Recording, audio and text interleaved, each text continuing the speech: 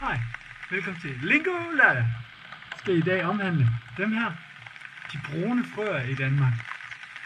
Alle de tre brune frøer her i Danmark, de tilhører slægten Arana. Arana, det er latin, det betyder frø. Der er tre arter af brune frø i Danmark.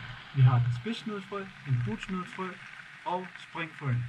Jeg vil nu gennemgå, hvordan man ser forskel på de tre arter, for at vide, hvad det er for en krabat, man har ramt. Først og fremmest, så kan jeg egentlig udelukke springfrøen, fordi den ikke lever i Jylland, hvor jeg er. Men jeg kan stadig lige vise jer testen, hvordan man ser, om det er en springfrø. Det er nemlig noget med benens længde at gøre. Man tager ganske simpelt bare benet herop, stille og roligt uden at skade frøen. Og så skal man se, om man kan få hælelødet op forbi snuden.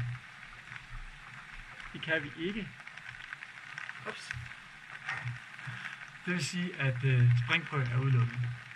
Næste test, vi kan lave for at se, om det er butsnudet eller spidssnudet, skal vi bruge huskereglen, at vi skal kigge på fodrodsknuden, som er en lille knogle hernede på foden.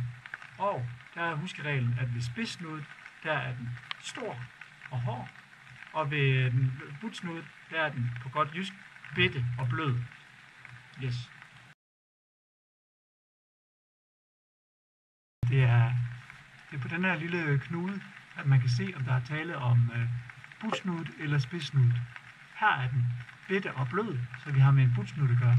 Havde den nu været stor i forhold til det inderste led her, så havde vi haft at gøre med en spidssnut frø.